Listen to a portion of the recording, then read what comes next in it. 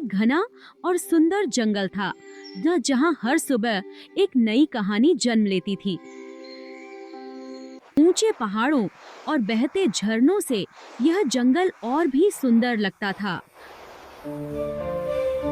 चारों तरफ हरियाली थी, लेकिन इस जंगल में खतरे भी छुपे थे।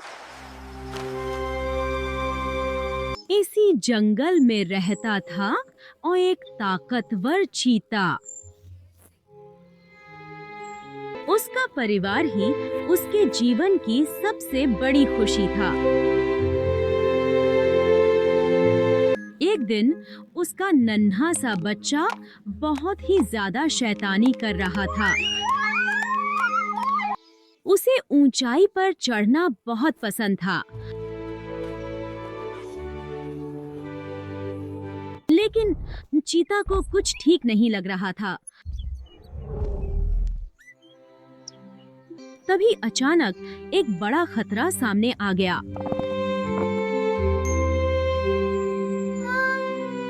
ऊपर से पत्थर गिरने लगे। यह देखते ही पिता चीता ने बिना कुछ सोचे विचारे दौड़ना शुरू कर दिया।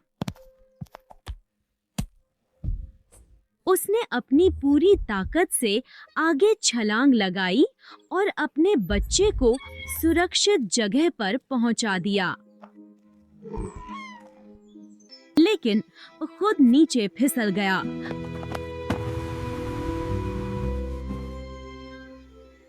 चीता को गहरी चोट लग चुकी।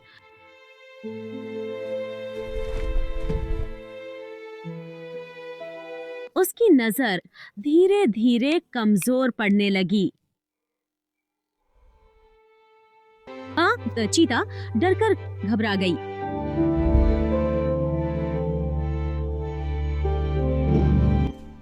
वह अपने बच्चे को लेकर जंगल में चली गई।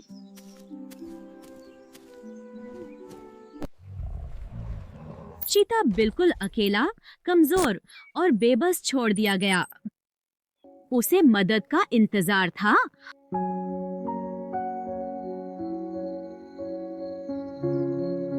उसी जंगल से एक दिन मुखिया जी गुजर रहे थे।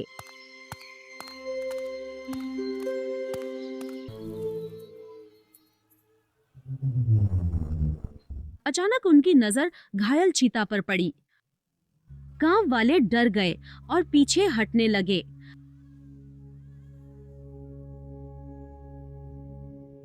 लेकिन मुखिया जी जरा भी नहीं डरे।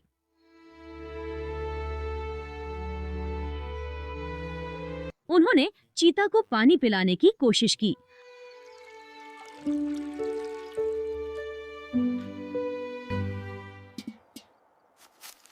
मुखिया ने गांव वालों को बुलाया। सबने उसका इलाज किया। चीता ने भी इंसानों पर भरोसा किया। धीरे धीरे चीते की हालत में सुधार आने लगा। मुखिया जी उसे अपने घर के पास ही ले आए। मुखिया जी उसे प्यार से खाना देते थे।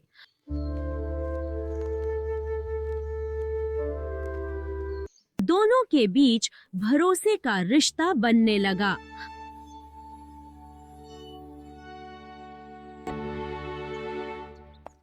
गांव के बच्चे भी अब चीता से डरना कम करने लगे हैं। गांव वालों ने भी चीता को अपना मान लिया। शाम होते ही चीता घर की रक्षा करने लगा।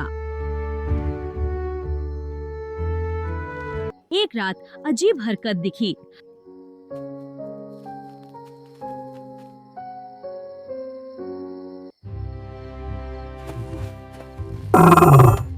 चेतक ने जोर से चेतावनी दी। चोर डर कर भाग गए।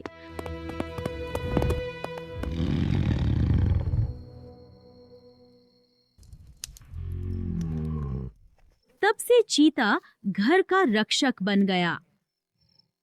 एक सुबह गांव में कुछ अलग सा सन्नाटा था। मुखिया जी आज नजर नहीं आ रहे थे।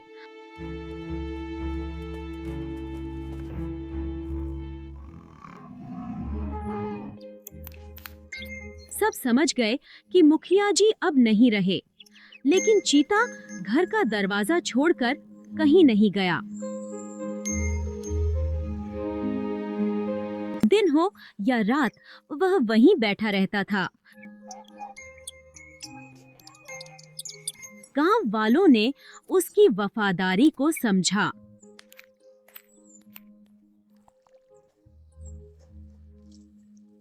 बच्चों के चेहरों पर मुस्कान लौट आई।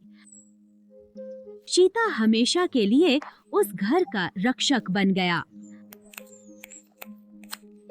यह कहानी हमें सिखाती है कि वफादारी और एहसान कभी नहीं भूलते। सच्ची दोस्ती कभी खत्म नहीं होती।